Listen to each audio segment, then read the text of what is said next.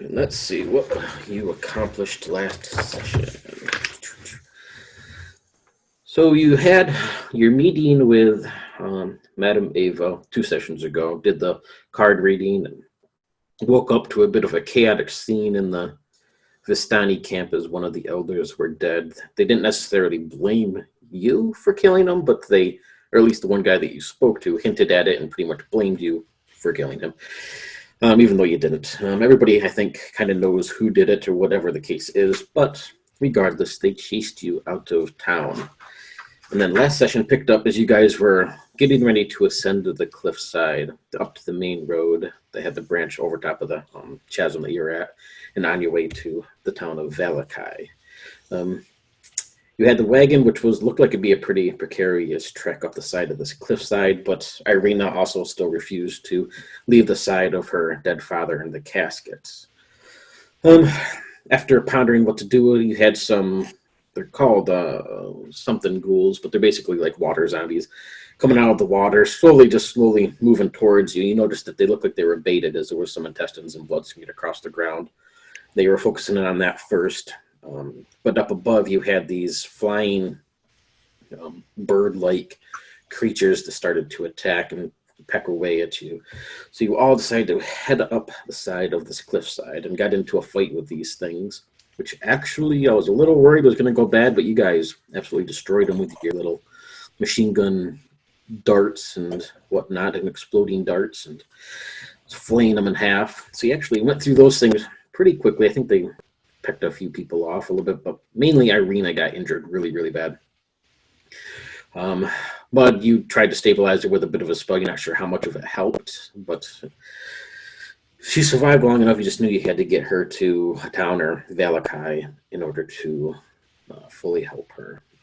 Got up to the top side of this cliff and away from all these bird thingies that were attacking you, and you saw your friend Jack waiting there for you. You had some lovely words, hung out a little bit before he flew away in a spattering of crows, or a murder of crows. He did threaten you a few times, and you threatened him, and there was a whole thing, but obviously we're still friends. Headed across the bridge, came to the Ravenloft crossroads, where one of the roads led out to this castle Ravenloft that you could see in the distance. The other one said it headed towards Valakai. There was a graveyard there, which you considered burying Irina's father, which he did not do. You don't think she would have been very happy about that in any case. Or just throwing him over the fence, apparently, too. But from there, you headed on down the road. You passed this old windmill in the distance. Mornek made Mornek really uncomfortable, and he sort of hinted that you guys really should just get out of there and not really mess with that place at all. Same with Ismark. He'd heard tales about the hags that live there. Kept getting darker and darker. Eventually, night had settled in. You were only a little ways out of town when a pair of wolves came up behind the cart. I believe, Victor, you saw them first. And then up front, Vasily and Mud, you guys saw a figure standing up ahead in the fog, these piercing reddish-colored eyes. And he slowly moved forward, and you saw this looked like an elf, fairly old or real pale-skinned, dressed in nobility clothes, and he had a cloak that flew off of his back that looked like to me made of elven skin, but it had faces and hands and all sorts of bits and pieces of elves stitched into it. He said that he was there to help the girl, that basically you guys were just bugs and he really didn't want to deal with you any, and told you to get out of the way.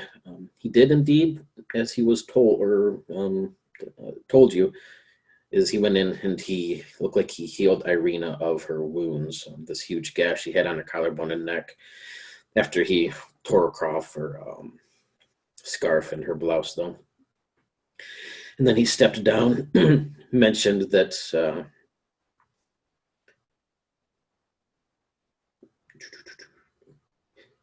basically mentioned that his master is the one who had sent him and wanted to ensure that she lived. And with that, he told you to enjoy your stay in Valakai. Mornek, you went to attempt to take that cloak off of him. And when he did so, he kind of stopped for you, just sort of to let you try, basically. And you were just assaulted with all these visions of him slaughtering people, torturing them, peeling their skin off of them, and making this cloak. And again, you can just see constant visions of him killing women, children, men, but they're all elves that he's killing. And then sort of crafting this cloak. And then from there, you guys headed down the hillside and towards the town of Valakai. And that is where we shall pick it up. You guys want to add anything that I may have forgot? I think that was it. All right. So let's see. I got a picture of Valakai. I will toss into the chat. Oops. Valakai. I don't need that. Whoops. Ignore that last part. I was just getting ready to message you, Jesse, that we were just going to do a recap, but you hopped in here at the same time. But all right, there's a picture of what it looks like down this hillside as you go. And so, yeah, let's kind of kick things off. Pen. So this road that you've been traveling is called the Old Svalich Road. It's really the only main road that goes here. Every little other road you've come across is might be labeled or have a sign or something, but this is the main road of this round that you've come across so far. But this road meanders into a valley washed over by this dark, brooding mountains to the north and to the south. The woods recede on either side of you, revealing a sullen mountain berg surrounded by a wooden palisade. Thick fog presses up against this wall, as though looking for a way inside, hoping to catch the town of slumber. It's, if you had to guess, maybe 9 p.m.-ish or so, but it's... again, there's no moon or stars, but it's nearly pitch black. You guys have a lantern hanging on the front of your wagon that Ismark put up there. And that's about the only light you have. The dirt road ends at a set of sturdy iron gates with a pair of shadowy figures standing behind them. These heavy iron, they're about 12 feet tall, and they're slammed shut at the moment with guards on the other side. Planted in the ground and flanking the road outside the gates are a half dozen pikes with wolves' heads impaled on them. And a man stands perhaps 30 yards away to your left, outside of the town, on your side of the palisade. This thick fog swirling around his form, and piercing red eyes glowing with a bit of evil curiosity. What do you do? Perhaps one of you more normal-looking folks should try to talk to him. He might think ill of me and my horns. Well, I'm fairly certain that puts me out. This is the closest thing to civilization that we've seen in quite some time.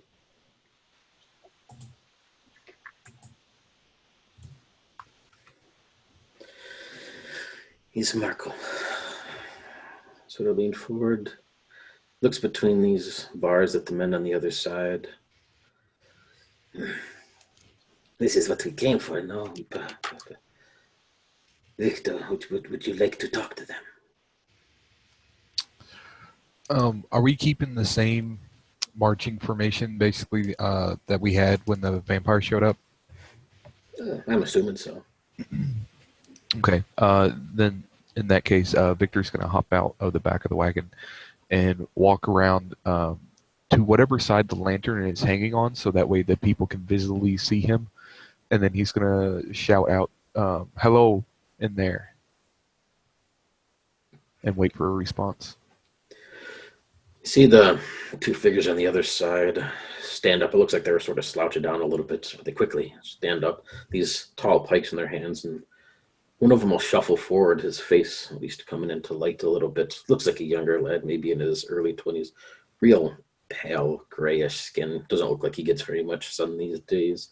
And real drab-looking armor, just sort of a smutty gray color. It's like, what? Who are you? State your names. We are travelers. My name is Victor, and I'm going to go through and introduce everyone. We are in need of medical aid, so if you'll be so kind as to quickly open these doors or open up the gates so we can enter and receive aid. And where are you going to get this aid? Are you heading to St. Andrew's Church? Yes, I assume. If that's where we need to go to receive aid, then yes. And he'll step back and he speaks to this other guard in a language you don't quite understand. Mornak, you'll hear some bits of Elvish words, and they're sort of, it seems like he's talking to this man on how much they should trust this group, but every other word, you don't really know what it is, just bits and pieces seem Elvish. Then he'll come back over. Says, you best understand we have strict rules here.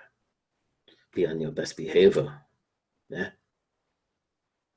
He'll pull this ring of keys out and step over, unlock it in the gate, and it swings open with this creaking sort of sound. Says, come. We don't keep the gates open long. As Victor's going to start walking forward, he's not going to hop back in the wagon. When I get close enough to one of the guards, especially if the one I was talking to, I'm going to ask, so what are all the rules, just so we don't step on anyone's toes? It says, rules, just be polite, have fun, smile. Simple as that. And when he says smile, Victor's going to give him probably a super creepy smile. Like he's just going to try to smile to the best of his ability, but it's going to look very weird and kind of creepy. This is, we have festivals. Keep the happy people. Keep the morale high. You'll have fun and you fit right in. Now, Father Lucian, that is who you want. He can help you for the sick or the injured. You'll point down the road. You can see a church in the distance. Kind of a little, the town itself isn't necessarily on a hill, but it's sort of a rolling hill that it's built across. But in the center, towards the higher point of the hill, is the church. Yes. You smile, have fun, and you do well here. Come. We don't have time to keep these gates open.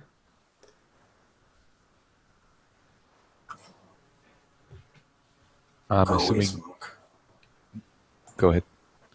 No, I was saying, go, Ismark. Get inside. He will quickly snap the reins, pulling, having this one horse, because you lost the other one, but the one horse will pull this wagon through. Irina sits in the back. She's not fully unconscious. Looks like she's been waking up a little bit, but you can see she's clearly dazed and a little bit confused on what's going on. And yes. Let's take her to the church. Well, there's no place safer than a church, right? I'm sure this Father Lucian can help us. We can bury Father, and yes, that should be the best. Come, Victor. Hop in back. We will go to the church. And Ismark will wave you back up. Okay. I will do so. As he's pulling this cart through the town, you can see the two guards quickly shut this gate and lock it back up. On the other side of the gates from the outside, you can see this figure with the red eyes watching. They don't seem to notice him at all themselves, even though they're standing almost right in front of him, but all of you still see it. And then his form is just gone in the thick fog that rolls by outside. In the distance, you can hear this baying and this cawing of wolves that dies off. The town looks quite well defended.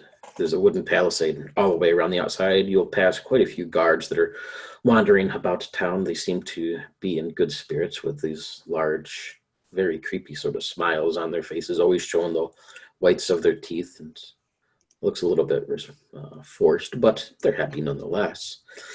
Most of the places are shut up for the night. You can pass by an inn. It's called the Blue Water Inn.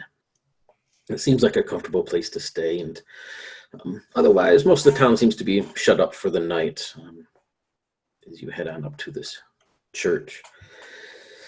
Ismark will look around.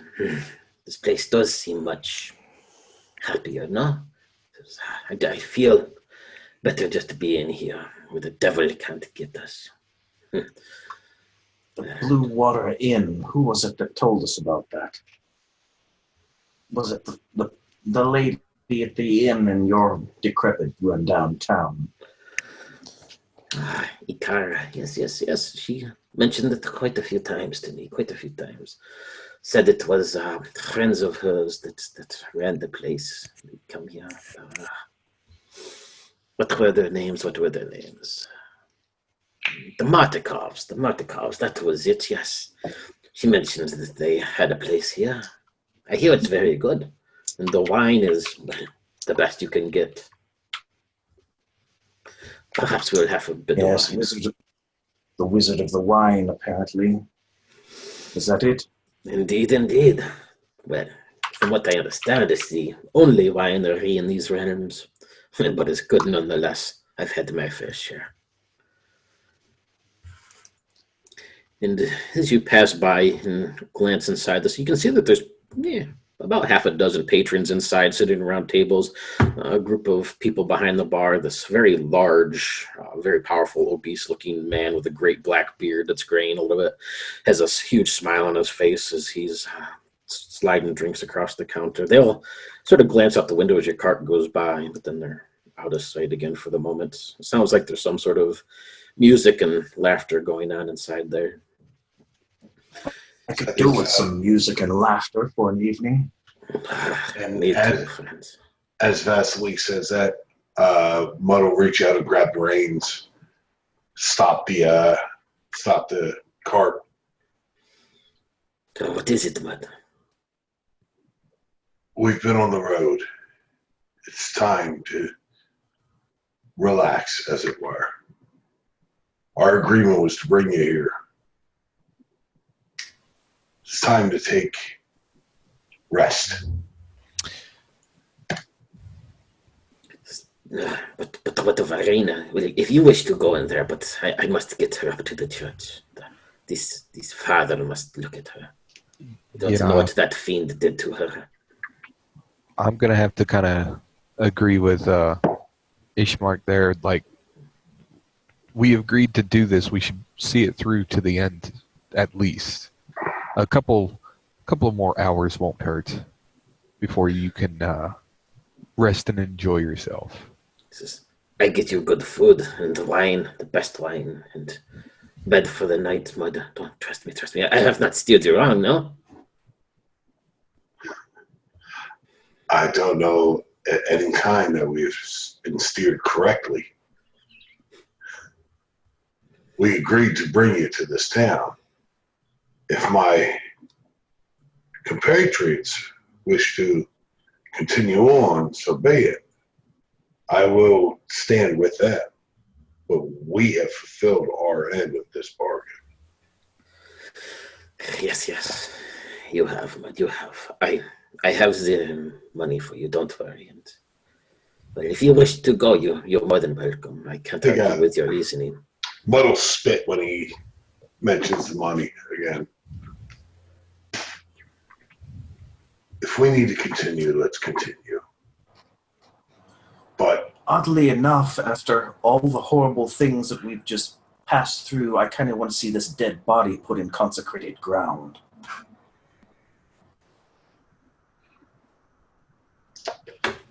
you're right, of course. We did promise we'd see him buried. I never promised I'd see him buried, but I just really want to see him in consecrated ground now. Well, there's that, and I think I would probably sleep much better at a church versus an inn, considering all the wonderful things we have seen the past couple of nights. Mornak's being unusually quiet because of the corruption that he's just had. He's kind of staying back from everything and pulling his cloak tight around him.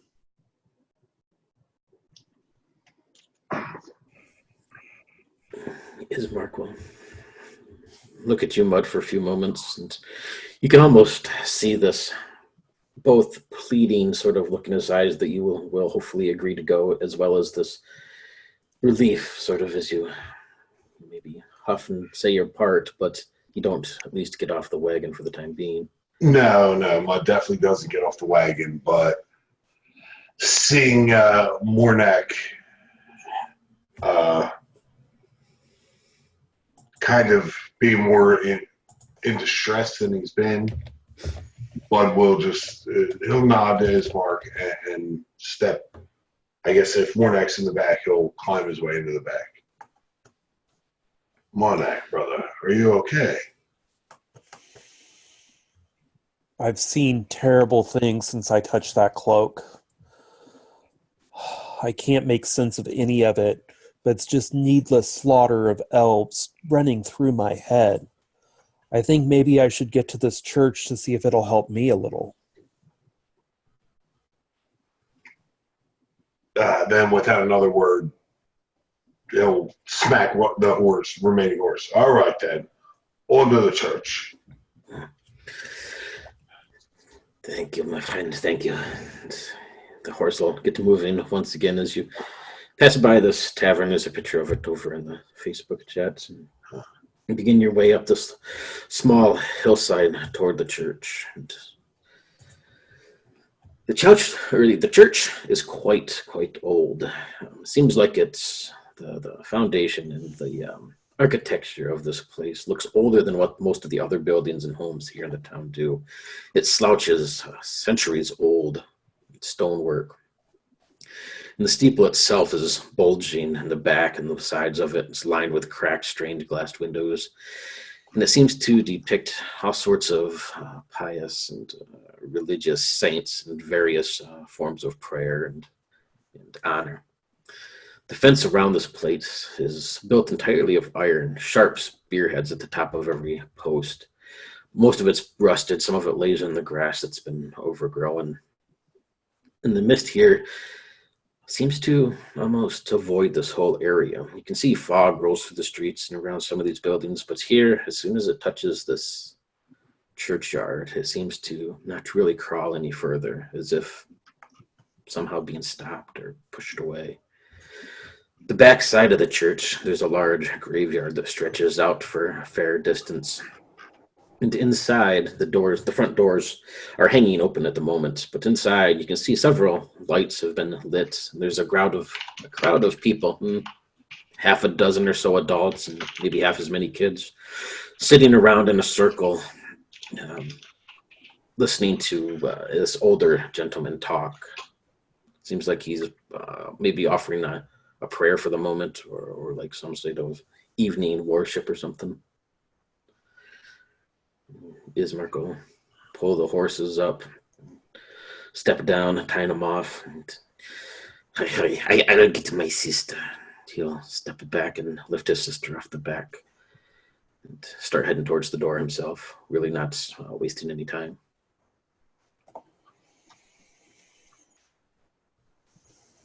I'll grab him. Is this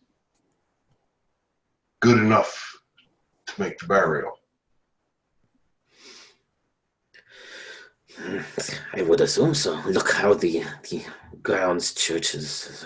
It doesn't even let the fog cry. He says, "This is holy ground. I can feel it. I can feel it." He'll stamp his foot a little. I haven't felt this peace in the years.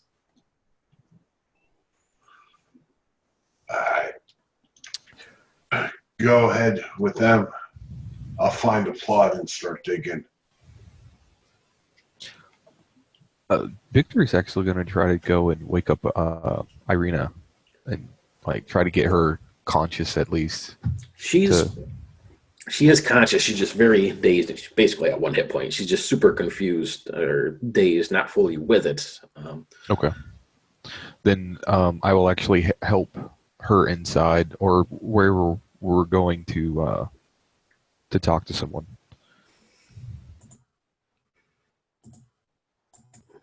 There's a picture of the church too. Here's Marco. Thank you as the two of you helped this young girl inside. You can see where Mud retied her scarf and buttoned her blouse back up. As you step through the gates, or the doors of this place, Victor and Is Mornak following them, or is he following Mud towards the graveyard? Mornak is going into the church if at all possible. Okay. And I'll check on Vasily when he returns, but as the three of you anyway step inside this church, it smells very strongly of... Whoops, you're muted, Jesse. Two of us. Mud will go and find a plot. Okay. And start digging a hole. He has no interest in going into a church. All right. So He'll stay, like, he won't go far off, but if he can find somewhere to be done with this now, a plot on the grounds, he'll just go and start digging. All right. It was Victor and Mornak and Ismark then. The three of you step through this doorway. It smells very strongly of lavender and incense, and you can see this old man. This stands in front of a group of people. Look like their heads are down, and they're sort of in this moment of prayer, and he has an incense ball that he waves above their head as he steps past each one of them and mutters a prayer to the morning Lord. Bless the mother, let the father, and goes through these motions among each of them. There's three of you come through the door. He'll look up. He's old. He looks 70s, 80s, human, very weathered. Even maybe has this, not really a worried look on his face, but you can tell he's been through a lot and this stressed sort of look. And he'll look up. My friends, what is this? And he'll set down his small incense ball and start shuffling over. There's a picture of him over in the Facebook chat too. Right there. He'll shuffle over. You can see he doesn't move very fast given his age. And what's happened to the young lady? And he'll sort of start touching her face and looking her over. Oh, she's been injured. Good. Says, come, hurry, bring her over here. And he'll look over his shoulder and, good, come. You'll see the younger lad this time hurry over. Mornak and Mud, Vasily's not here yet, but this younger lad comes over. Fairly decent built kid. The whole side of his face is badly burned, though. And there's a picture of him as well. Where is it? You guys have... Oh, well, Mud, you'd probably see him as you're passing by the door. I'll say, but at least though you guys have seen him before. Victor, you have not. And this kid will hurry over and help them. This old man and Ismark and you, Victor, lay the girl down on the side pew. And Father will look. What's happened to this young girl? What happened to her? She was attacked by, and Victor's actually trying to, he's struggling a little bit to recall what the creatures were. I don't think we ever found out their names, but he tries to describe them the best he can. And then he'll say that her wounds have been somewhat taken care of, but she still hasn't awoke yet, and this happened a couple hours ago. About 10 hours ago. Oh, okay, more than a couple hours. And he'll bend over and, feels her face around and checks. Oh, she's heartbeat as well. She's not have fever. No. I think will be fine. We can set her here for the night, if you would wish. No fees. I don't take money. Well, I'm sorry, Morgan. Maybe I misheard you. Did you say the rest of us, besides Victor, recognize this one? Yes, you would recognize that guy. That would be the younger lad, but yes, you would recognize him. From right after the house. Nope, you would recognize him from the very first session in the tavern. Is that the one who got away from us? No, that would have been Bester. This is the kid that was with the old woman. Oh, okay. All right. I'm gonna tell the priest. Well, we also need a burial. Um, this girl and Vasily here, their father passed away, and we needed to get here quickly, and the girl did not want her father buried at the town that we left, so we need to do that. I do believe my compatriot is looking or is out digging a hole. Yes. Milivage is out back now, actually. He's our grave digger. We have a few bodies to bury. This man, you say he was her father? And is Marco? Look over. And yes, it was my father. This is my sister, Arena. I am Ismark the Lesser, burgomaster of Barovia. And this man will look and, well, you're very far from home, lad. And what brings you to Valakai? And sort of, Ismark has this sort of pained look on his face. And the town of Barovia is a wasteland now. It's the people are dying, and it is not what it is not what it once was. That is not important now.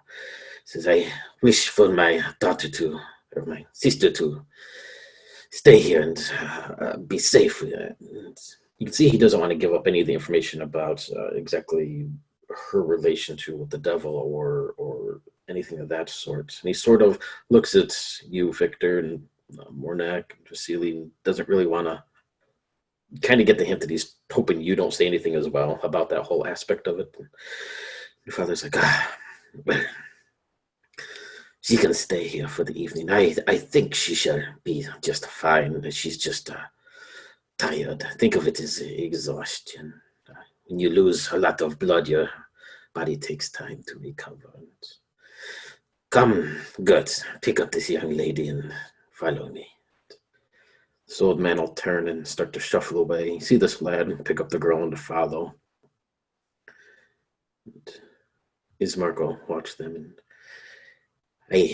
my friends, I think it's best if I stay here with her, but and he'll dig into his pockets and then hand over a few coins to you, Victor. You can have tavern inns on me, dinner as on me, and have some fine wines. I will meet you in the morning and thank you properly if that's good. Yes. Yes. Go be with your sister. And he'll give you a bit of a nod, Mornak, and clap your shoulder, Vasily. I don't know how to thank you, my friends. Nobody would trust me. Nobody would leave town with me and wouldn't even lift a finger to help. And strangers come in and you've battled alongside me and kept my sister safe. Says I don't have no words. But thank you. You'll turn and start following this old man and your kid and his sister as well. You can see they just go into a side room.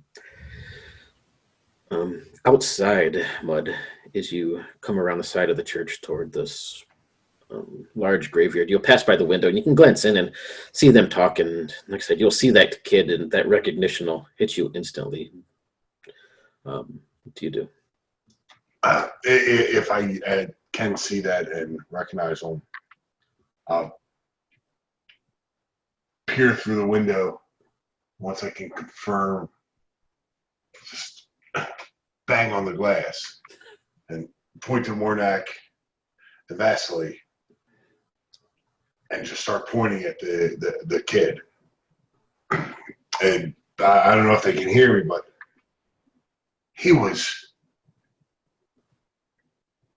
we seen him die. Yeah. Mornak was really, you guys would notice him pound on the window outside, but you can't really hear him since he's on the other side. But he definitely is pointing over his shoulder at that kid, and you can see him mouthing something. Was this from the first state session that we recognized? Yes. Yep. Exactly. He was the one with his mother there? Yes. And actually, the old lady, the mother, his mother, looked exactly like Madame Ava from the card reading session. Oh, okay. That's I'm pretty sure I got her Oh, picture. well, in that case, I would have killed Madame Ava. Yeah. Warnock's she was pretty freaked out at having seen this guy. He's just going to take a beeline out of the church.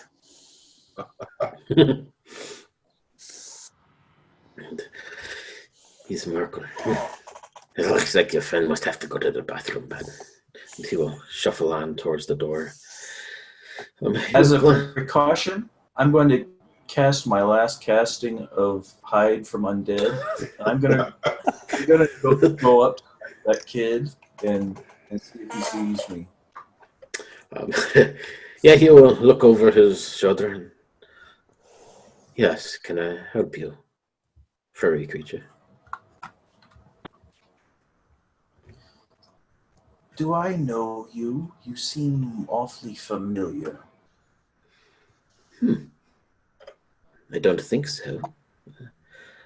I think I would happen to remember one such as yourself. No, I don't think so. Oh, I thought for certain I met you and your mother at an inn some weeks ago. Says, no, my mother abandoned me as a child. I've grew up here in the church.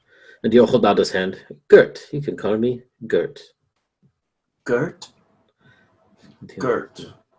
I am Vasily, and I'll shake his hand. Says, yes, I was, well, it might sound a little cliche, but I was one of those kids that was dropped off at the church stoop in a basket of bread and left for Father Lucian. And he'll sort of motion towards the old person. Says, don't know who my father was. Don't know who my mother. Says, perhaps they're even still here. I do not know. But I've had a good life. It's a little bit of work, and food isn't very good either. But, and he doesn't let me drink, but I hear the wine is very good too. But Yes, we've had some of this fabled wine, a glass or two, but it'd be nice to have some that's this close to the source. I hear it's very good. But what's a priest to do? We got to be saintly and such, and well. Oh, you're a priest, I see. Says, well, I training to be, says I follow the words of the morning Lord, and they say that those powerful enough have spells and healing, and Father Lucian, he knows a little bit, but me, nah. I just do what I can to help the people and cure their wounds and bind them up and, well, hopefully make their lives a little less miserable. What a noble goal in life. Well, noble. Just know that there is someone actually in this world that looks exactly like you, and take comfort in knowing that he's been found. So I think that would probably be the perfect timing for now. Okay, Jesse does not remember this guy's name. I have a couple of random notes here, but Jesse doesn't remember his name. But I think at this point, one would probably hit the window hard enough to break it open and go. If Bud remembers his name, if I go, you were from the inn. I think Victor would like hurry up and run over. Yes, we're gonna go to the inn. Here, I have your money. We're gonna go to the inn in just a minute. Calm down, bud. Don't need to smash the church up. Just calm down. In a placating fashion, I wrap my arm around Gert's shoulders. Mud, this is our new friend Gert. He's been here his whole life, and he was abandoned as a child. Isn't it how peculiar he looks exactly like an old friend of ours?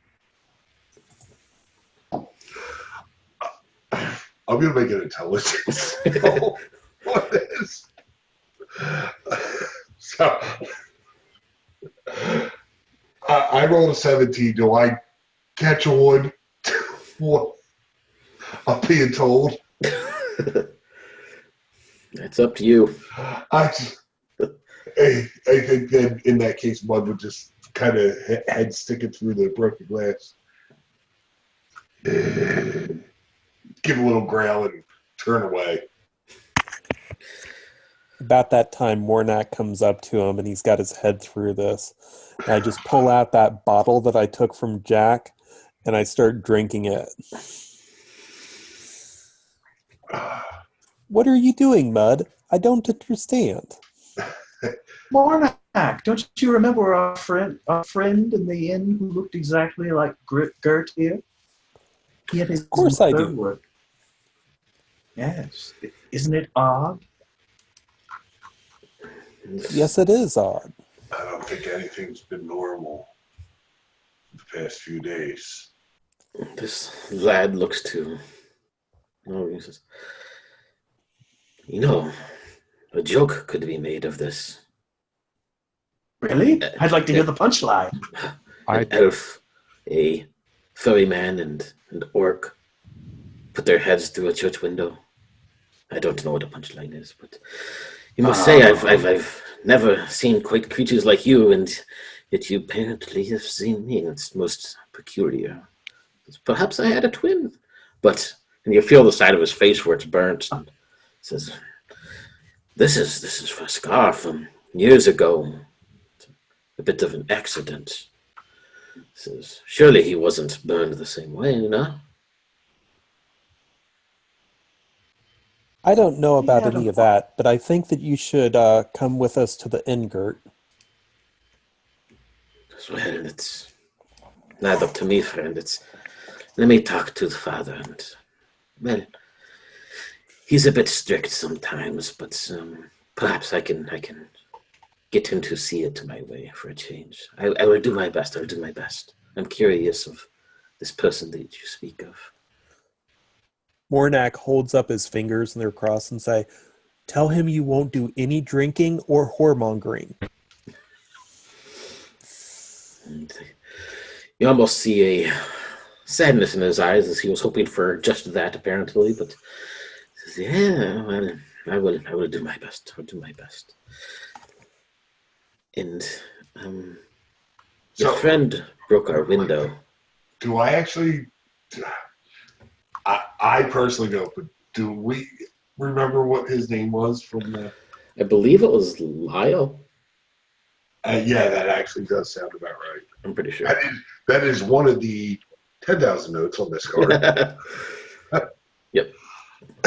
As he turns to walk away, I'll say, Lyle. Let's see if he reacts at all. He does not.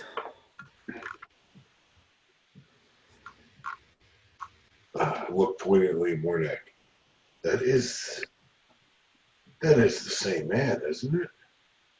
Of course it is. He's just telling us that he's got another name. Didn't he die? He and his mother both? Yep. His mother got attacked by the thingy, and he's the one that killed himself and shoved the dagger in his chest. As if magic can't resurrect people. This is true. But I've never seen them in such a gainly state. I find that I dislike this place more and more each day. Hopefully at some point you guys will explain what in the world is going on. I am so totally lost. Bud's punching windows. I don't know why you guys are claiming this guy, that you've seen him before. He's dead now. Let's go to the end and talk. Really, in the relationship status of Victor and Bud, this isn't all that weird. True. But, Victor is still confused, because there's, the more and more you guys talk, the more complex it's getting for him. And he's just a simple fellow. Really, he was just trapped in a, haunted house for thousands of years. It's just simple. We'll talk about it and have a good laugh at the end and have a drink. It'll be such a lovely, heartwarming story. I hope so after the day we've had. If you pull your head out of the window for the moment, Mud, and glance towards this graveyard, you will see a man out there. Looks maybe like in his later 20s, early 30s or so, digging away at a grave at the moment. He hasn't really paid any attention to you or even noticed you at the moment, just steady working. There, gravedigger.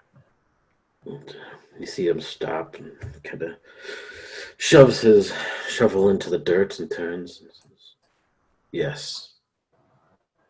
We need one more. He'll look. And Mud will actually kind of reach over towards himself. Just point to where I can bury. He says, "That," and he'll count 1, 3, 4, 2. That makes 13 dead today. And he'll point over to just where it's been already marked out, where there's another grave, and there's still some shoveling and digging tools laying about.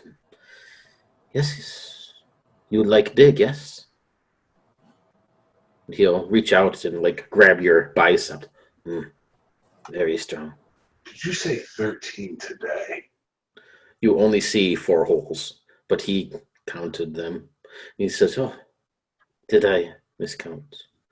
Says 1, 3, 4, 2. Yes. 13, it seems. You're very strong. Now, is he actually counting? The numbers he's mentioning is the numbers that are there, or is he actually counting weirdly? He's counting weirdly. Okay, thank you. Says, "It is sad day, sad." And then he'll just start seeing his tears kind of go down his face. And the birds, I seen the birds. The birds died, and the birds. And those at least 30 birds. And I had a pet bird once. We called him Squeaker. He was a good bird. I can show you Squeaker. Would you like to see my bird? And he'll dig in his pocket before you can really answer and pull out what looks to be a dead bird in his hand. And he sort of pats the top. And I only wanted a friend, but I think I killed Squeaker. I gave him a hug this morning when I awoke, and it was a little bit of a squawk, and that's why I named him Squeaker. But and he'll squeeze the bird in front of you. He don't squeak anymore. I think I'll put my hand over his hand with the bird. Easy, friend. Am I your friend? Thank you. People don't like me much. Milavage. Says, you? Mud. People call me Mud. He looks down I see where you're working. Where can I start? Where can I put a new grave? Says, well, friend Mud, I have a hard time with names. I call you Dirt. Dirt, you can dig wherever you like. Says, what is a body anyway? They just decay in the ground, and sometimes I dig them up, and I like the feel of their hair, but I always put them back, of course.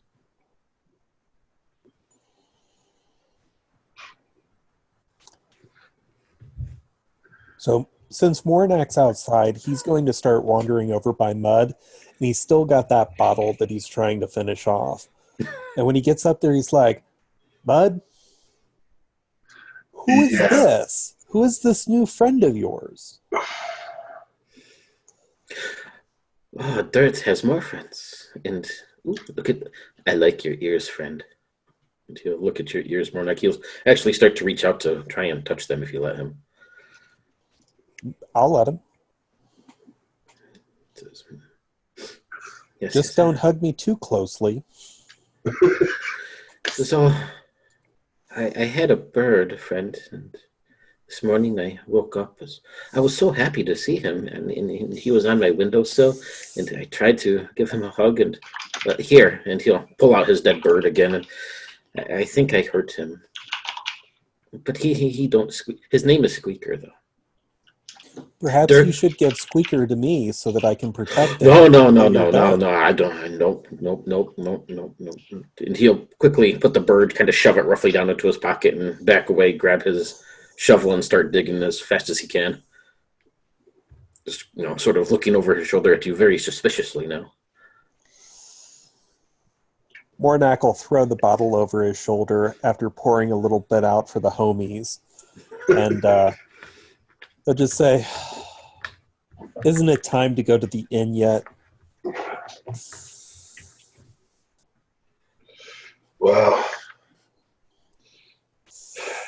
I doubt we can bury the father with Irina incapacitated.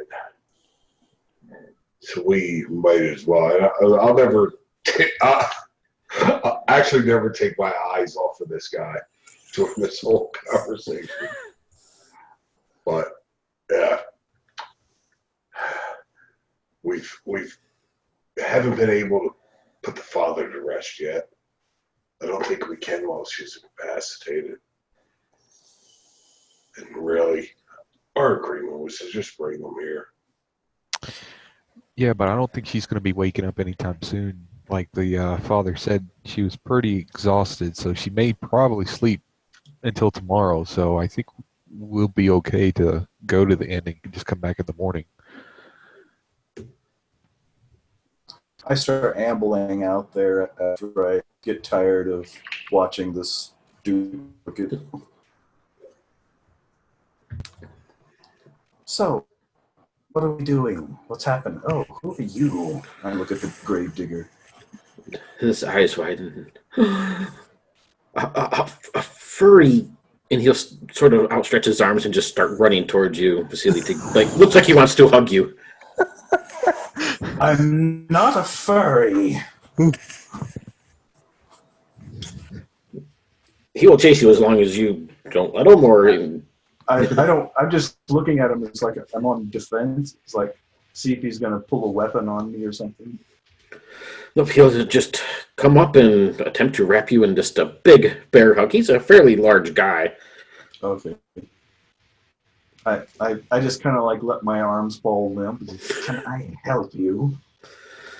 He says, I like furry things, and he'll sort of nuzzle his cheek against yours, and you can hear him sort of sniffing in your ear and just breathing in your furriness. This is very weird. Please remove your hands from me. Oh. And he'll look over at you, Mud, and sort of put his hand up. The furry talks. I never met one that talks. And you can see just the absolute excitement as he's sort of shaking and Made a new friend, have you, Mr. Mudd? I call him Dirt. Gravedigger, you've got this new friend here who's a furry. Perhaps now you'll consider giving me your bird. Fair trade. Fair trade. Is this your furry? It's not my furry, but it can be your furry. Did you know that it talks? No one's furry. I'm not even that furry.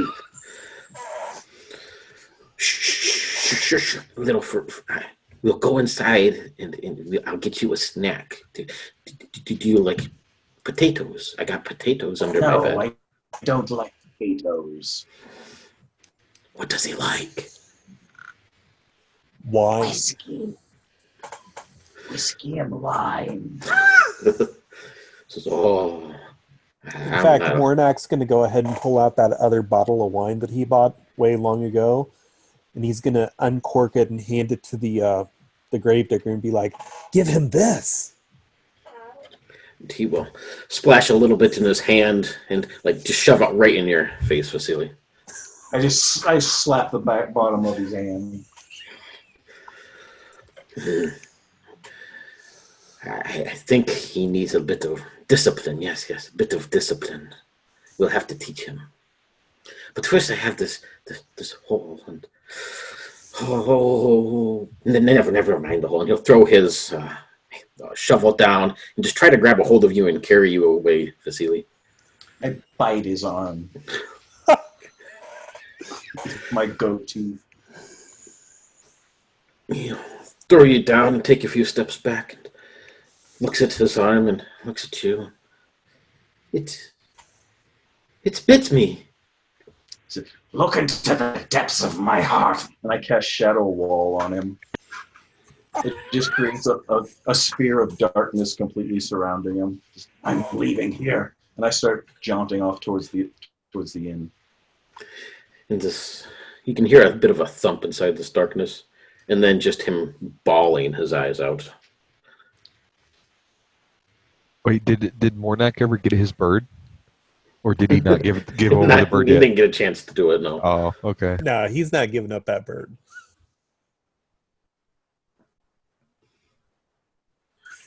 Make sure that old man's in the ground tonight. I see bad things happening. I just see things happening to you, Vasily. No offense. And it's not very pleasant. Maybe tomorrow you don't come back here.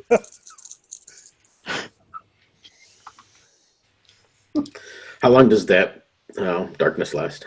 They usually only last a minute, especially cantrips.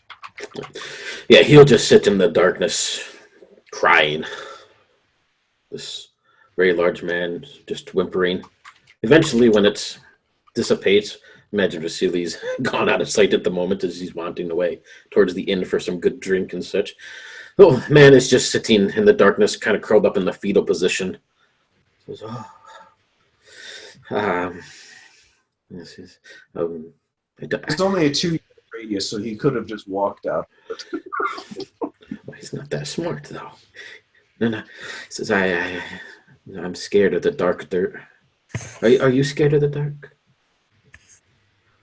I'm going to go ahead and say that Victor went with Vasily to the end.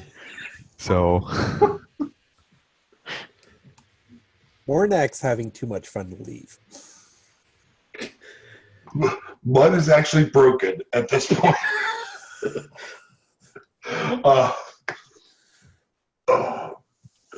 Yeah, no, easy. It'll be okay. We'll come back tomorrow to dig the grave we need to take care of. Okay. Stand up and pick up his shovel. I always wanted a furry. Start digging away once again. All those furry heads on pikes outside, you could have one of those.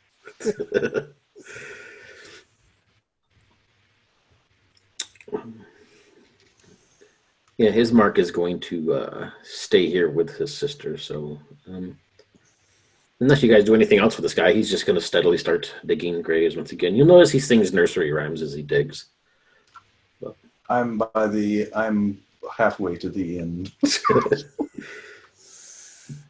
Since I was one of the last ones, just a quick question. Do I recognize any of the nursery rhymes? You would probably, yeah. They're nothing odd or anything like that. They're just standard children's nursery rhymes. Okay, because I also happen to carry around that book of really, really creepy nursery rhymes. Oh, well, he probably would know some of those or probably sing some of them, but they're just your standard. Okay. As he digs his graves and says, well, dirt. You can come back and play tomorrow, though.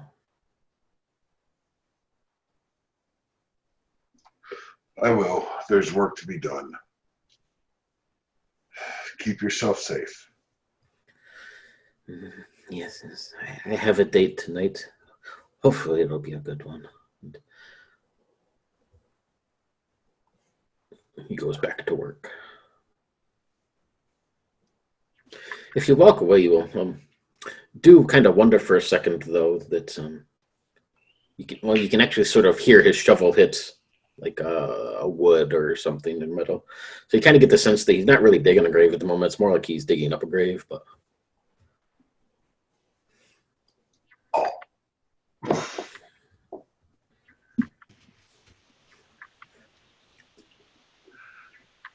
I think you broke him, Morgan.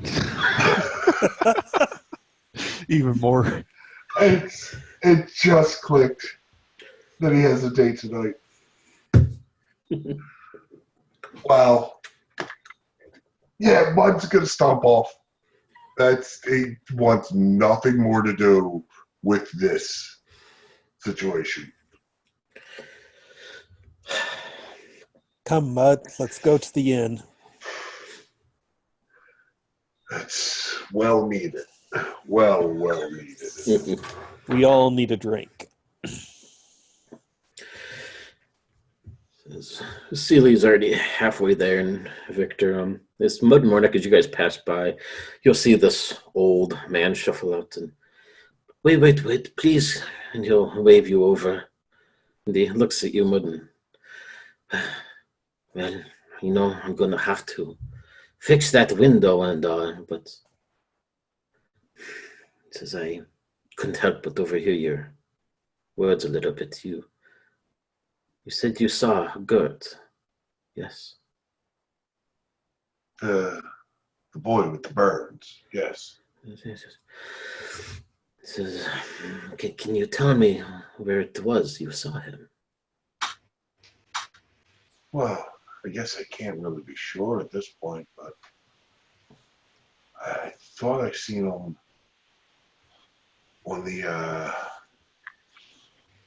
the road to Amberport. He was with his mother. Mother? That doesn't sound quite right. Where was he? I also seen him die, so it doesn't make sense. That's strange. Was it at an inn? It was the Goat Horn Inn.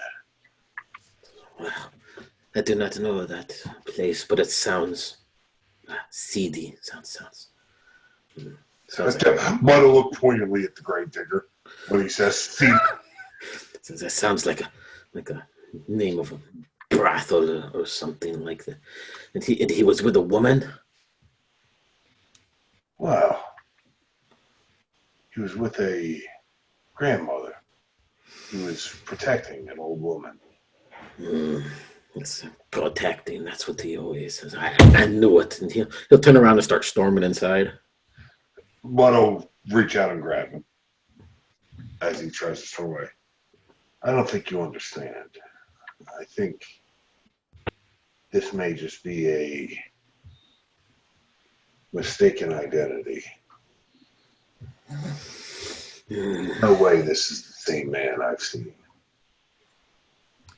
Says I think he sneaks away at night and goes and frolics down there at the Blue Water Inn. Good family. Martha calls. They're very, very nice people. Don't get me wrong, but no, a son of mine has to follow the right path, and he needs to follow in the morning Lord's beliefs. And says he can't be, doing such deeds with women, and I'll have to speak with him again. Friend, unless your son guts himself and leaves himself to be eaten by the undead on a nightly basis, I believe this may be a different situation. Says no. Yes. Well, no, he is alive and well, and in fact, the undead can't even come here anyway. No, perhaps you're right. The church wouldn't. No. Saint Andrew wouldn't let that happen anyway. Perhaps I was just mistaken. My apologies, friend. My apologies. He'll sort of nod solemnly. And what is your name, friend? Lucian Petrovich, but you can call me Father. I am the priest here at St. Andrew's, the oldest church in Barovia. I truly am sorry for any confusion, Lucian. This is no, it was my fault. Sometimes I am too strict with the lad, and says, boys will be boys. I remember when I was young, but no, he doesn't understand. He doesn't get it. Nobody does. This is all we have, and if he is not true to himself and true to the Morning Lord, then it'll be gone. My days are numb. 97 years old, 97. I don't have long left. I just hope he can bear the responsibility. You're quite spry for a human at 97 years old. I work out.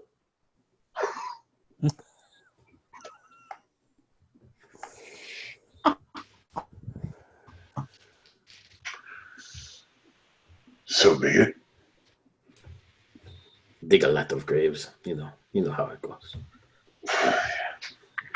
You may want to keep an eye on the other gravedigger.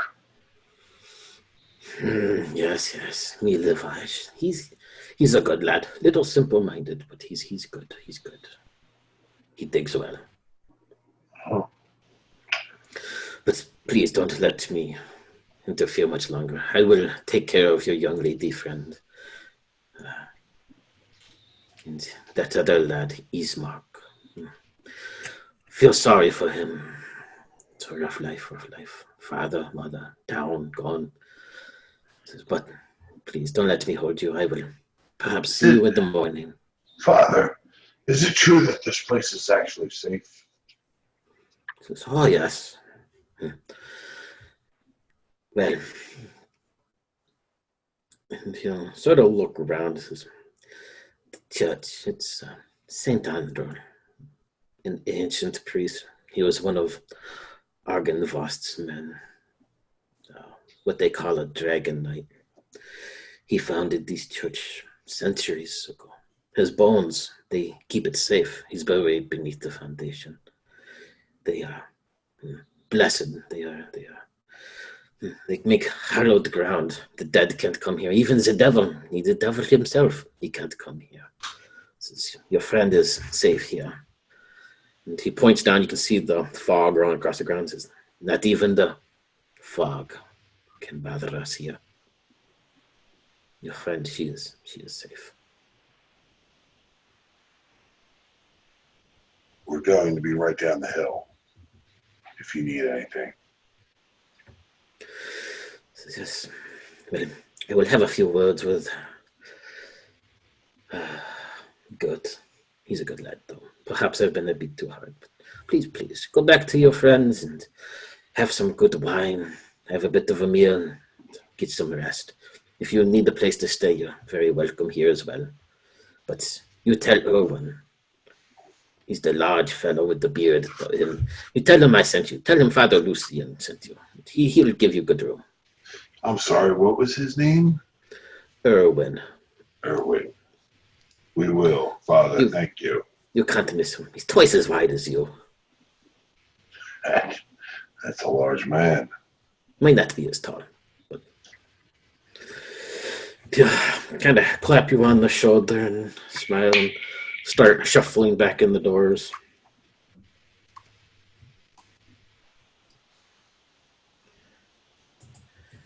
Do you guys head back to the tavern? Mornak is. All right. Yeah, I'm guessing I was the last in line there, so I'll just start following everybody back. So Vasily, you would be there first as you took off to get away from your new friend, and probably have a few sore ribs and your fur's a little roughed up, but otherwise you're okay. The town itself seems pretty quiet at this late time of the night, and this fog swirls around your feet. You'll notice as you get up to the doors of this place, the sign up at the corner has this strange cartoonish-like monkey drinking beer, and glance at the sign. And something catches your eye. You look up a little bit higher, right at the rooftop, right at the crest, at the peak of this place, is a raven. This white patch at the tip of each of its wings, and it glances down at you and sort of cocks its head a little bit, staring at you with one of these black, beady eyes, and lets out this this squally sort of sound. Does it look like the one that was in Barovia? Looks exactly the same, yep. So, you followed us all the way here, have you, you feathered fiend? What do you want? It'll hop down a few little rafter things and clay tiles on the roof and sort of cock its head curiously at you and make out this another little squawk in your direction. And it starts to bob its head a little bit. Here I am talking to a feathered bird. I walk into the inn. You'll come up behind him. I give one last glance to the monkeys. Furry indeed. You'll come up behind him, Victor, as he's complaining about talking to the birds. And you two, if you look up, you'll see this bird watching you. But it'll actually sort of hop down along the gutter a little bit and onto the windowsill. And you notice it stares through the window and seems to be watching Vasily as he walks into the room. Victor's actually going to reach in and like pull out one of the travel rations, like a biscuit, dried biscuit or whatever, and kind of toss it up there for him. I'm not sure who you're talking to there, friend, and he's looking at the bird while saying this, but it's not good to talk to imaginary goat friends. And with that, Victor's going to walk into the inn. It'll sort of clicks over and stares at you for a moment and then starts picking away at this biscuit thing that you've tossed up there. As you step inside, Mornek and the two of you come up. You can see Victor as he heads inside. This raven up on the rooftop. And then you see another raven, a third, a fourth, a fifth, as a bunch of them all come over and start tearing apart at this biscuit. They seem to not really fight over it, but they're all eating it quite ravenously. This little rainfall of ration coming down above the door as the two of you step up. Mornak, I'm a little confused. Did they say the ravens are the good ones or the crows are the good ones? I thought the crows were the good ones, but it's been a while since anybody said that. Should we? I thought it was perhaps... the ravens because when I tried to shoot at it, Irena stopped me. You also note that when Jack at least transformed or whatever he did, it was all crows. Crows, right.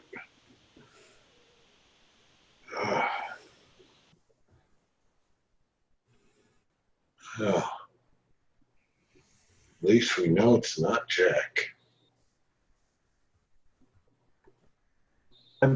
I belly up to the bar and order a bottle of something expensive.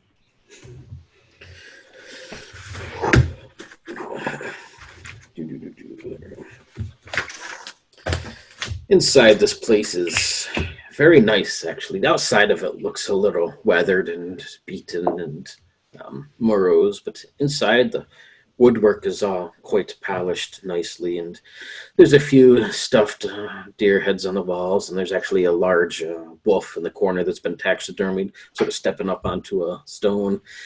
There's currently 11 people in here. A couple older gentlemen sit at the bar. They look quite rough, and they're just covered in wolf furs. There's a couple kids running about. Other people just seem to stick to themselves, but this very large man will come over, Vasily, as you come up to the bar.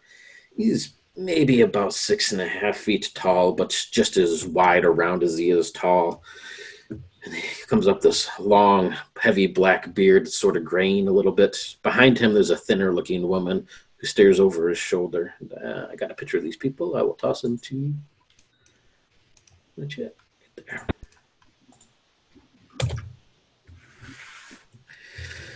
And he'll come up to you, Vasily, and he sort of looks over the bar and looks at you for a moment. And what in the nine hells are you? I'm someone with money that wants to buy something to drink. Money is good enough. What would you like, friend? What would you like? What do you have? We got an excellent mango sour ale, if you like ales. We have the Wizard of Wines winery. We have, what is it? Grape Mash #3 and Dragon Crush 17. I would recommend the Dragon Crush. It's delicious.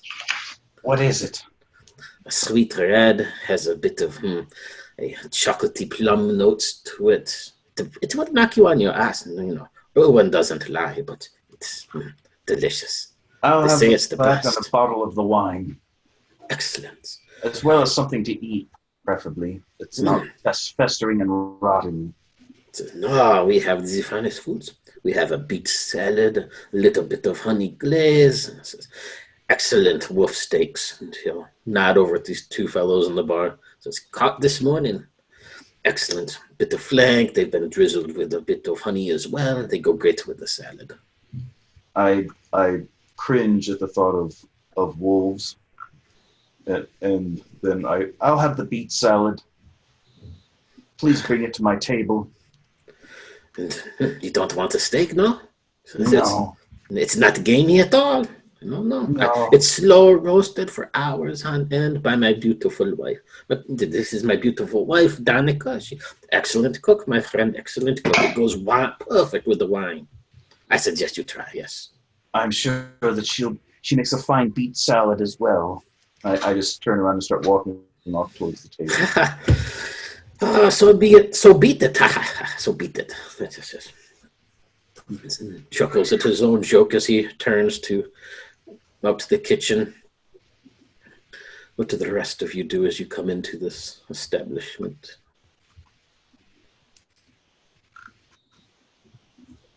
Warnak's going to immediately go to the the bar, and he's going to order, if possible, one of those steaks. This time his wife comes up and says, And Elf, we don't see many kind of you around here, no? So that's perhaps that is a good sign indeed, yes, a good sign. You want a bit of wolf, eh? Yes, it's excellent. I go get it for you. Anything to drink, friend, anything to drink? Do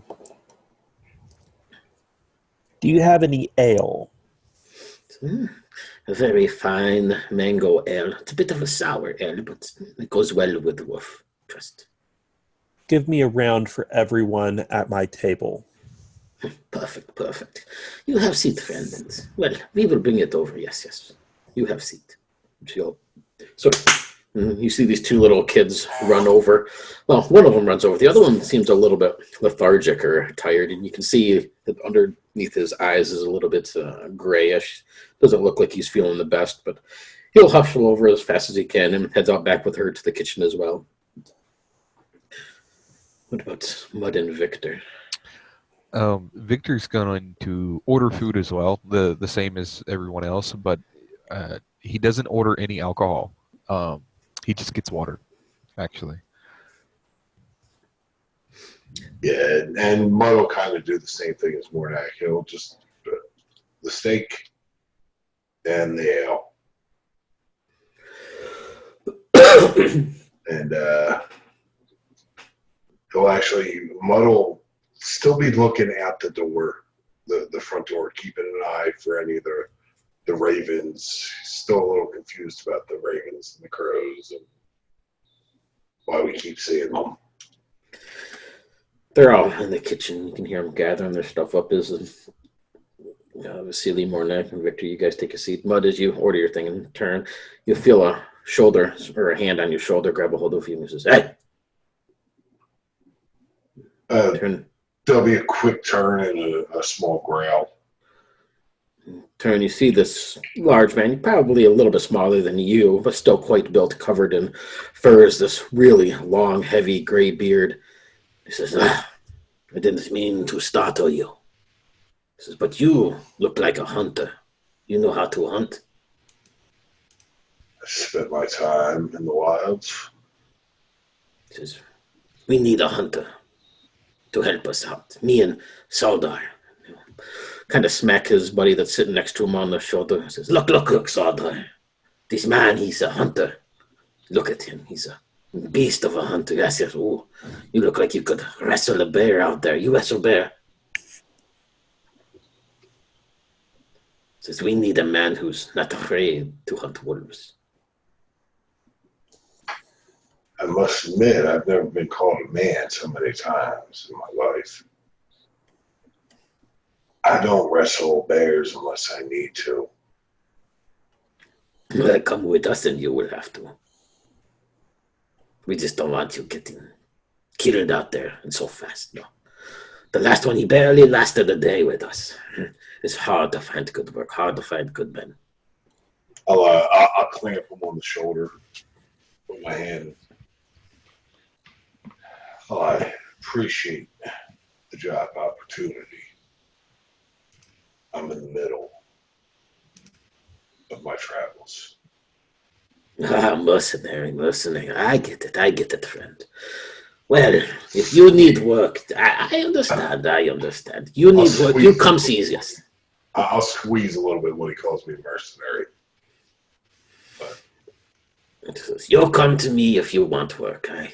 You can help us hunt wolves, and well, we supply the steaks here, excellent steaks. You can teach you how to gut them and prep them, and the best tasty pieces.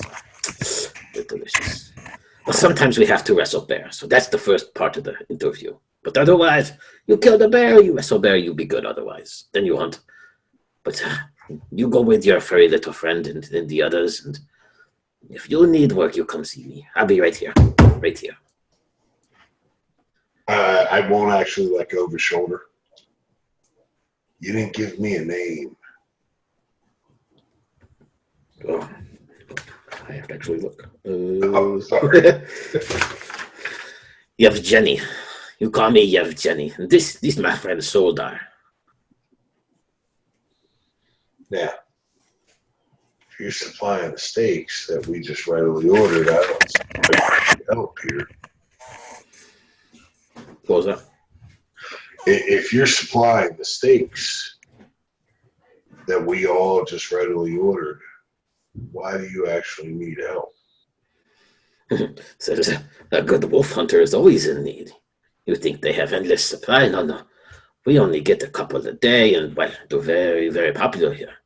Everybody eats the steaks. And the next day, we have to go back out and get more steaks. So we just look for people to lend a bit of hand. Of course, they're not as good as Sordar and I. Yes, we are the wolf killer team, but we need a person to lend aid now and then, and we pay well. And if all of our help stopped getting eaten, it would be much better, but you don't look like very tasty meat for wolves, so we think maybe you would be good at job. No offense, of course. I'll actually unclamp from him and just tap him on the shoulder. I'll keep that in mind. And thank you for buying my ale. And I'll walk over to my seat. As Mud comes walking over to the table, I just say, I swear, Mud, if your buffoon friend touches me one more time, I tap my book. I have a few words for him.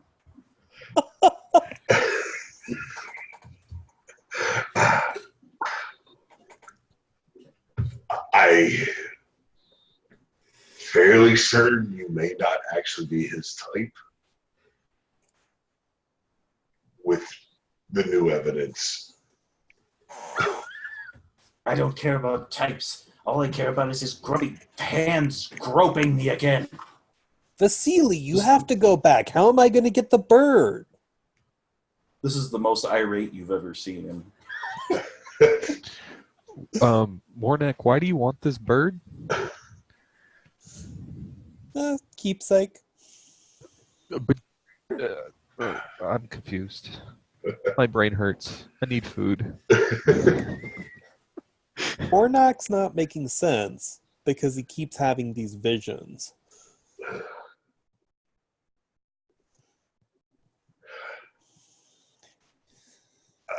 Vasily, I can assure you, if that man touches you again, you feel free to do whatever you need to do. But you talk to me like I'm some kind of pet. Well, to be fair, that's also Mornek's fault. I'm just saying.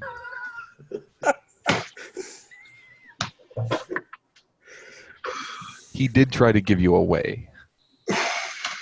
Well, he's drunk. Indeed, I am, friend. When hasn't he been drunk? Indeed, my friend. There was a time a little before the goat horns inn, I remember. So, before you met me. Yeah, yes. Yes. Okay. Victor, this may be a lot to take in. The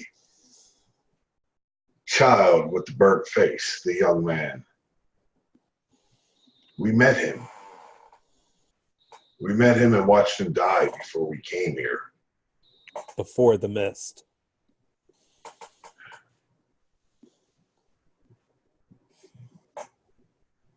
This place isn't right. What is right? What is right? And you see this tall, skinny woman step over, her hair done up in a bit of a bun with some feathers, and she sets these plates of food, a beet salad and a wolf steak, and everything, spreads it all out on the table. Says, "No, my friend, what is right in this world?" Says, "Ever since the devil came, nothing's been right, nothing's been right." How long That's- ago was that?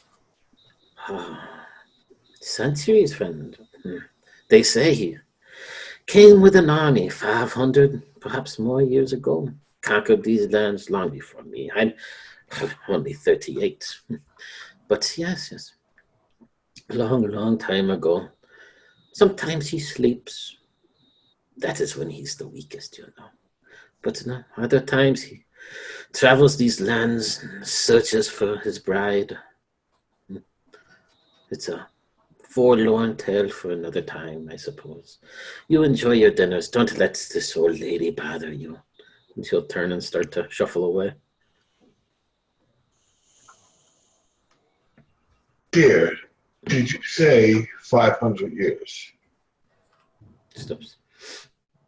At least. And Muddle looked pointedly at Victor. See, this is where our confusion is coming from. A mere 2 days ago, we've never heard of this devil. We've never heard of the place we're at. We were at the Goat Horn Inn, working our way up to Amberport. Lady, ma'am, have you heard of Amberport? She'll come over. Heard of what, my dear? Amberport? No, I've heard of the Amber Temple, but you don't want to go there. But Amberport? No. Never heard of such a place. I know these lands like the back of my foot. No, I would know if there was Amberport. You sure you don't mean the Amber Temple? I didn't think I did, but enlighten me, please. She said, "Oh, I don't know much about the place, just rumors, of course. A place of evil power, of, they say, even the gods, when they die, that's where they go. They say that is where the devil gets his power. You don't want to go there, my friends. No. To even speak. Yes, we should not even speak of the place.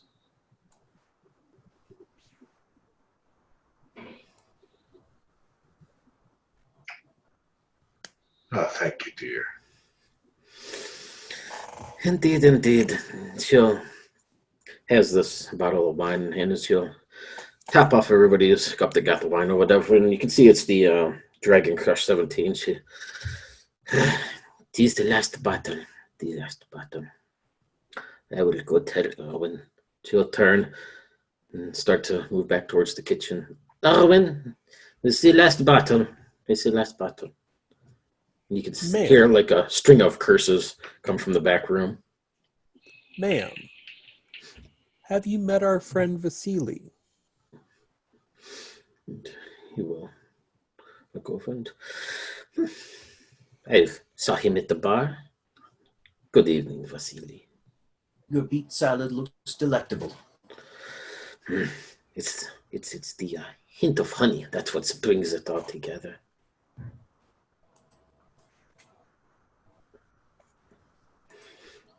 Yeah, she really doesn't even give Basilius, and really none of you, much of a second glance, as if she's really not surprised to see a human and orca, elf and a fawn. Other people probably would be staring or glancing at you guys, but I'm sure at least Mud and Vasily are used to that. Oh yeah, I'm used to quite used to that. Mud, my dear friend, I wouldn't doubt if that mist and shadow that we walked through was something untoward. I wouldn't doubt it for 1 second if we've stepped in some twisted realm of the Fae. Well, I can't speak much to the Fae. In a certain way, I agree with you. I just find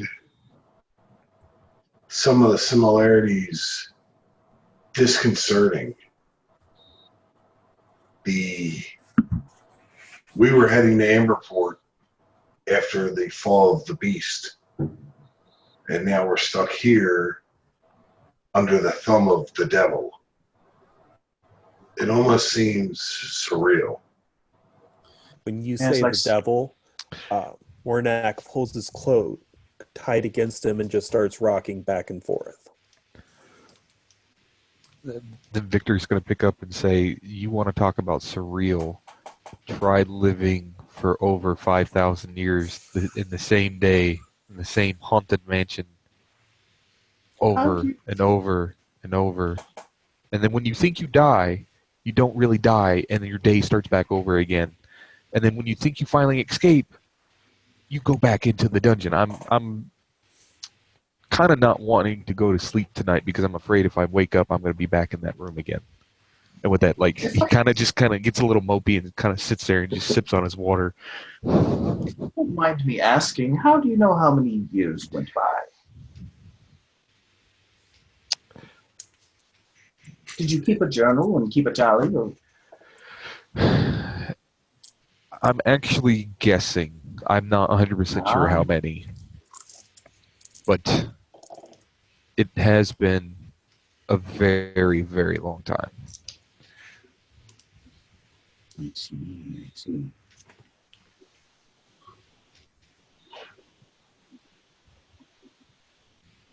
Nothing is right here. Absolutely nothing is right. You're dead correct.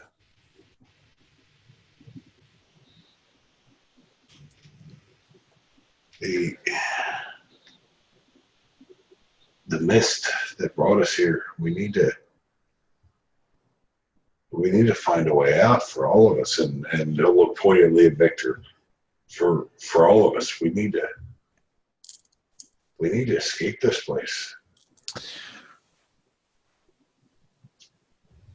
you'll see two men over to the side of you, Mud. And when you say that you need to escape this place, one of them will look over. He's a bit larger. He really doesn't look like the sharpest crayon in the box, but he'll sort of smack this other guy and start mentioning something, sort of whispering as he points over at your table. And the two of them, you'll look, and they both are sort of have the same goofy look to them, sort of. They perhaps brothers or something. Neither one really looks all that bright, but they're dressed very, very nicely, far better than anybody else in this room. And their knuckles are adorned with small rings and gold. They have a chain around their neck. They're quite lavishly dressed and portray themselves at least fairly wealthy. And you'll see them talk back and forth a minute. Then one of them will stand up and start walking over towards the table. We have company. As soon as Vasily says that, or Vasily says that, Muddle won't even look back at the Muddle, stand up and kind of block the path a little bit. Make sure he's in the way. He'll come up as you step out of your chair and sort of stuff. Like, oh, man. Hey, I didn't mean to interfere, but I heard what you said over there. Since you want to escape this place, I know what you have to do.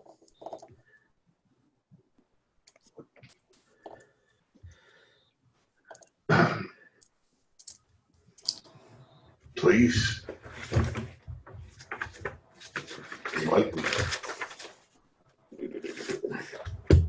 And he'll look over his shoulder.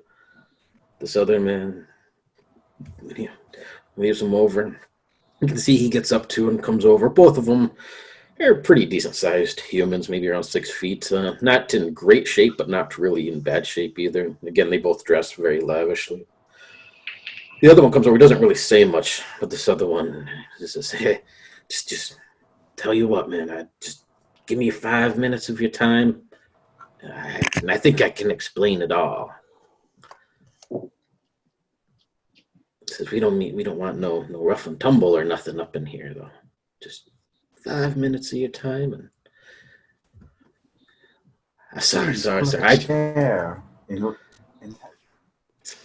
He'll step forward and hold out his hand to you, and he says, "Carl, you can call me Carl. And your name?"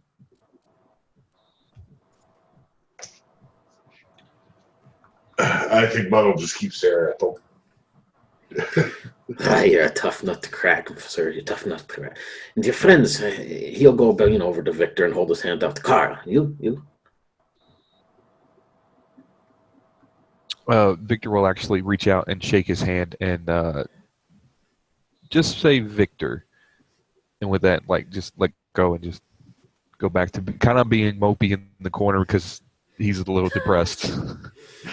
And he'll step over to Mornak and Vasily, both of you, and offer to shake your hands, introducing himself as Carl. And he'll jut a thumb over his finger. And that's my brother, Nikolai. And 3 are the brothers Wachter. No. Are you part of a circus or something? No. You mean the other fella. And he'll point across the way to this actually circus-looking fellow who's sitting in the corner of the room at the moment, watching all of this. And he says, "Now, the man you're looking for is over there. But the guy's a bit weird. Rick Tavio or something. You don't want to talk to him anyway. Now, listen up. See, me and my brother, we were sitting over there and couldn't help but hear a bit of these words that you were talking over here. And, well, I heard your big friend there, and he'll sort of slap you on the back, Mud. Says, yeah, I heard you say you're looking to get out of here, looking to maybe shake things up a little. Is that right?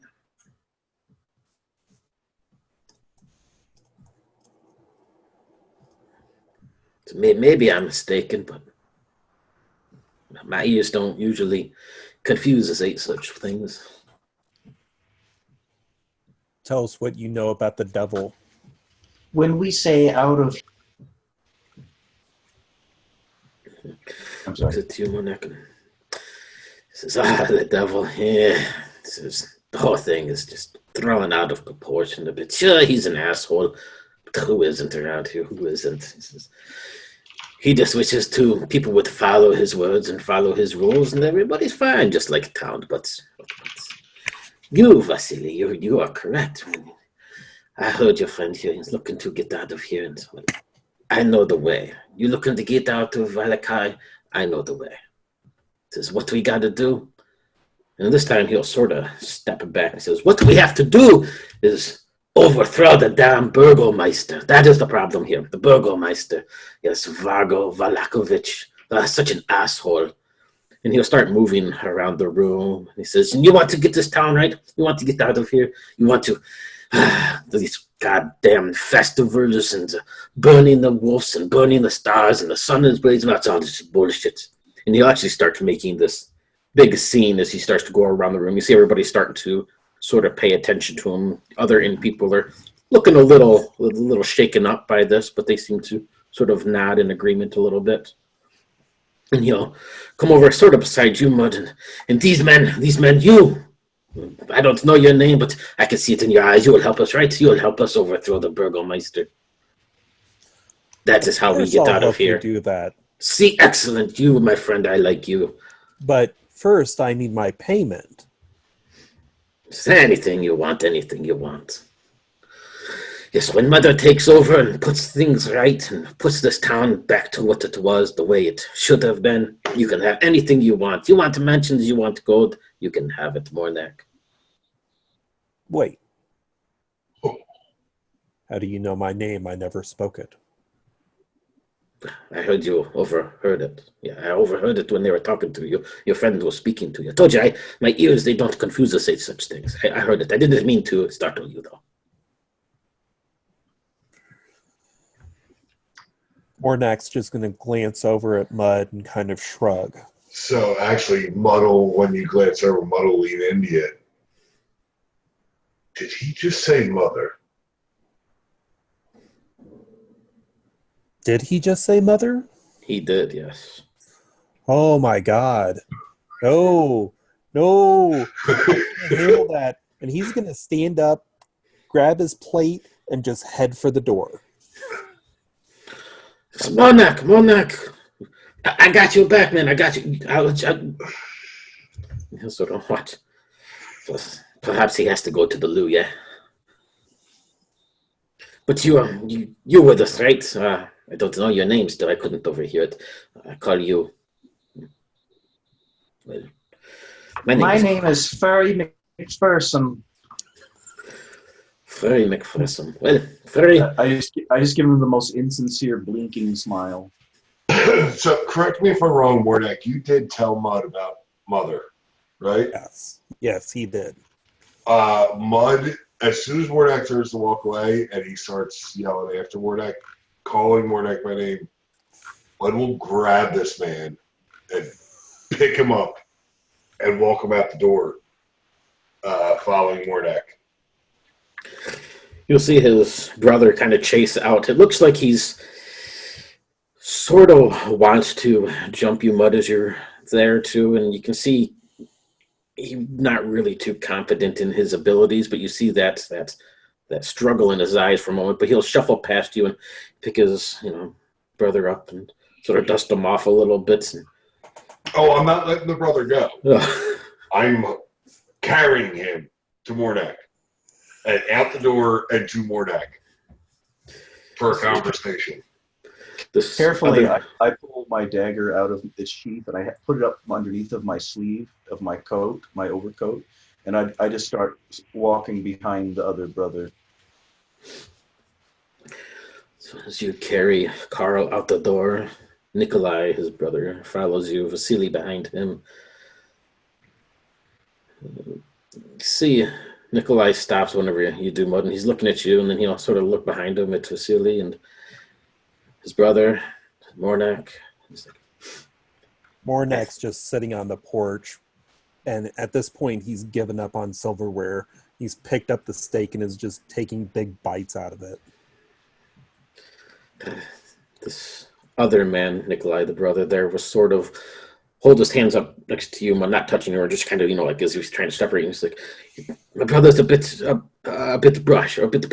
He doesn't mean anything. Just perhaps this got out of hand. Perhaps it did get out of hand. He takes another big bite and tears it. Says, come on. We should go. No, you should stay. I want to know what you want with us. Carl stares at you, nodding over, and says, you said you wanted to leave this town, man. You didn't want to be here. I heard you. No, I don't want to leave this town. I want to leave this world. Don't we all? It's just one part of the thing. You see, the town here is protected by the devil, and maybe he doesn't bother us, but with Vagovich up there doing all of his bullshit, it's only a matter of time before he catches the devil's attention. And then all of us are up shit creek. No, Mother, she needs to take control of this town like she once did. Put us back in our What do you rightful know of places. Mother? Says, well, what do you mean, what do I know of Mother? She's my mother. Where is she? And he looks down the street and says, at home, but she's in bed. If I can make you an appointment tomorrow. I mean, she's an older woman. She needs her rest. But I'd be afraid to wake her, to be honest. She has a bit of a pan beside her bed. But you ever been hit in the head with a loop pen in the middle of it? It's not good. It's not good, no. But you can come tomorrow. Come tomorrow morning. You can meet her. And perhaps you can explain. I'm just trying to help. These people are under the heel of the burgomaster. And look around. Can't you see that these smiles are fake? It's because he makes them. He makes them smile. But I'm not smiling anymore. We're tired of this. So we're going to take this town one way or another. What is your mother's occupation that she needs appointments? She has no occupation. I mean, she leads her friends in a book club, but she don't work. No, she's too old, and no, she's asleep. I mean, you don't necessarily need an appointment, but it's just rude to wake up an old lady in the middle of the night. Like I said, she has her lupin next to the bed, and if you get hit with a full bedpan, it's not good, my friend, not good. Sometimes she gets swinging that thing around, and very well. I want to meet your mother. He says, then yes, you're with us. Then yes. Then draw me a map of where I can get to see her tomorrow. He says, straight down the street. You're in the dirt. You have to draw the map. I'm a visual person. Well, tell your friend to put. I'll push him down towards the dirt. They'll look around for a rock. And he says, why can't I just show you that the house is right there? Sort of point up the hill at a rather large mansion that's set off to the side. He says, can't you follow the road? No, I need a map. What kind of backwater town doesn't have a map of itself? I pulled the book, the journal that dead guy at the Goathorn Inn he was in there. I took his journal. Yep. I pulled that journal out and a pen. Here, we'll draw it in here. Yeah, looks very well. If that means we can get you help, and he'll kind of sketch out a little outline of the town. You're probably shy about writing in books.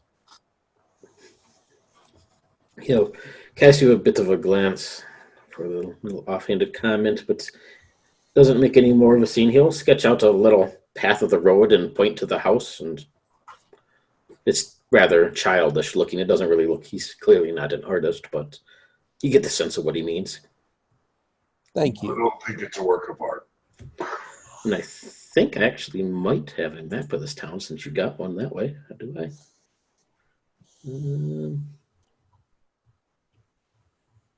Not on me. I'll put one in there for you guys, though. I thought I had one saved. I'll put one in, though. Sort of triangular shape. There's only 3 main roads that come to the center, but then you'll help us. I says, I'll tell Mother in the morning.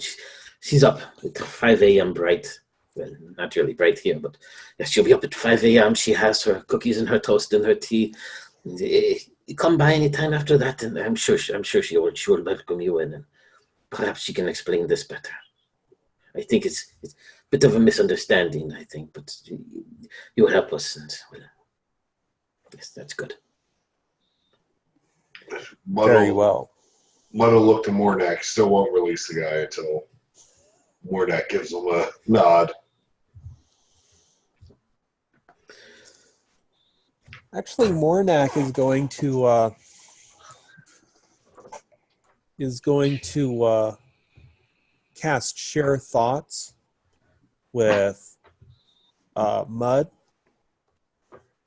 and telepathically he's going to go, I don't know that we should release these people. I don't trust them at all. I don't even want to meet this mother, but I have to, because if it is the hag who kidnapped me, I'm going to kill her.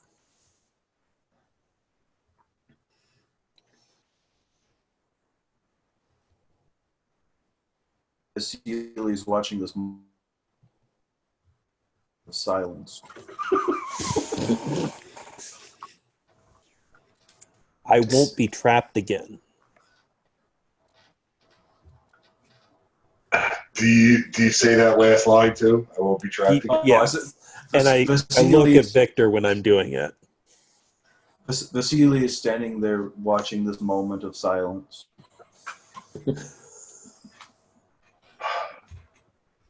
Now, do you say I won't be trapped again out loud or just into my head? Into your head. Shit.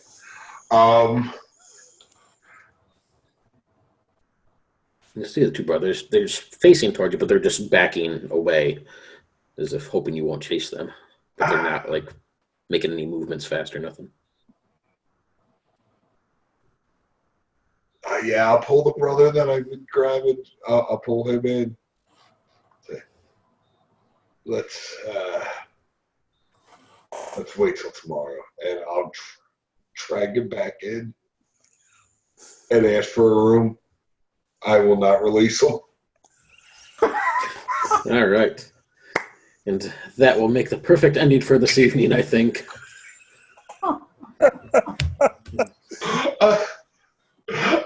I'll admit, I was kind of hoping you would have ended it when he said, I won't be trapped again, because I really wasn't sure what I wanted to do there. Tim, we are going to miss the shit out of you. Oh, absolutely. I wish my schedule wasn't changing, but... Oh, understood, bud. Well, but if it changes back or something like that happens, I'm pretty sure Morgan's cool with you showing up. Totally. Or if for whatever reason you have to switch it to another night, I might be able to play. Alrighty. Yeah, I'll keep you informed either way. My Thursdays are usually free, and my Fridays are usually free. Okay. Yeah, if you're cool with it, I'll just leave you right in the chat then. That way you can at least follow along some stuff anyway. Okay. And of course, you had to pick tonight to completely break me for. I had to shut my video off at least 3 times because I was crying. I was so hoping somebody would go meet the gravedigger. I mean, I wouldn't doubt it if his date, air quotes, is one of those hags at the windmill. I'm pretty sure he's digging up. Yes, he's digging up his date. Oh, okay, that kind of date. Okay. That's even worse than meeting the hags at the windmill. That whole thing completely broke me multiple times over and over. I just picture Mudge just staring there and slack-jawed. Pretty much. Oh, you know what, guys? I needed that. Good man. Oh my God. Ooh. All right, let's see. How do I